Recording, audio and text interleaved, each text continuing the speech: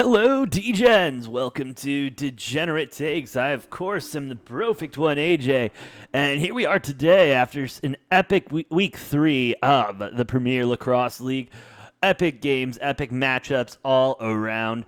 I mean, just to run through the games real quick, if you didn't get the chance to watch, you got the Water Dogs losing 14 to 17 to the Chrome, the Atlas losing 9 to 12 to the Whip Snakes, Cannons losing 9 to 20 to the Archers, and the Redwoods coming out on top 11 to 7 against the Chaos. Now, what does it all mean? Where does everybody fall into the Brofic Power Rankings? Well, let's go ahead and take a look and find out as we get into Premier Lacrosse League Week 4 Power Rankings.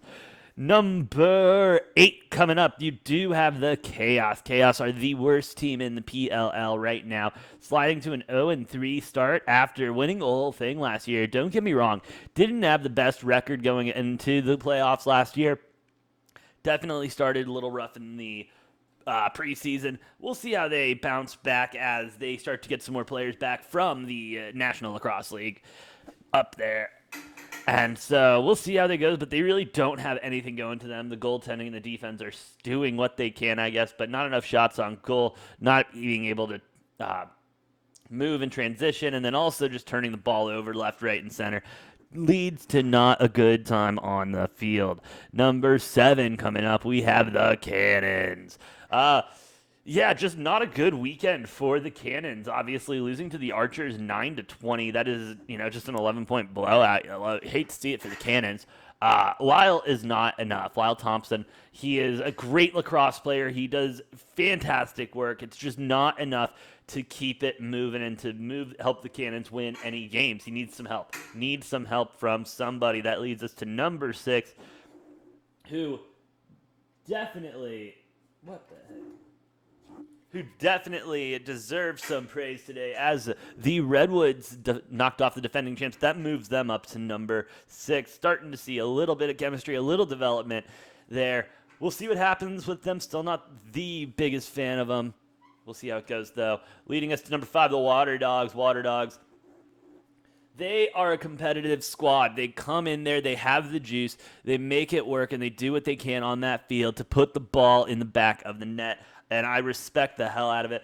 Shout out to their goaltender, who honestly, going up against the Chrome and only allowing 17 goals, I'll take that any day. The Chrome have just been playing out of their minds. So really, the Water Dogs, competitive game all the way through. That leaves them at number 5. And that is the bottom 4 going into the top 4. Number 4, we got the Atlas moving one spot down from last week. They're a good squad. I appreciate how hard they play. I appreciate how consistent they are. There's nothing special yet. And that's my thing. They're nothing special yet. I believe they have the potential to do that. Just need to see them come out of their shell and actually do something on the court, on the field that I can remember. Bringing us to number 3, the arrows are flying with the Archers. Holy shit. They have so many effing shots on goal. I stopped counting. Archers obviously beating the Cannons 20 to 9. And when you put as many shots on goal as they do, it's going to be easy to put the ball in the back of the net. Seriously, shout out to them. I cannot pull up their stats right now because it's killing me. How many shots on goal?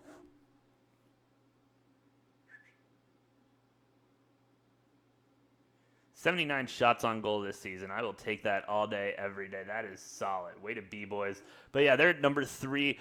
And it was tight. It was tight because this top 3, I think, is very lucid, very fluid, and can be any one of these teams. But that leads me to number 2, dropping down a spot from number 1. You got the Whip Snakes coming in.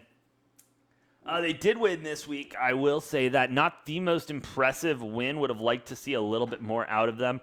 And it's just they're missing something. They are missing something. I don't know what it is. They're squeaking out these wins. I'll take it. Keep it moving, boys. We'll see you next week's and what happens. That leads us to number 1. Of course, that is the Chrome. From worst to best, this team in one offseason has been able to turn it all the way around, and I am loving watching this Chrome team absolutely hum.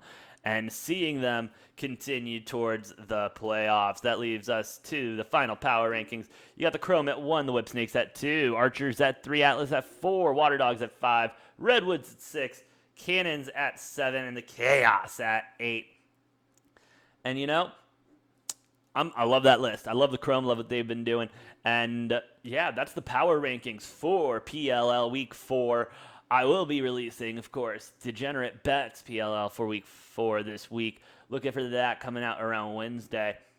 With that being said, please like, share, and subscribe to this channel if you like the PLL content you got coming out. We also, follow us on Twitter at DegenTakes, at Brofix1, of course. And yeah, with that being said, I've been the Brofix1 AJ, and we'll see you next time on Degenerate Takes.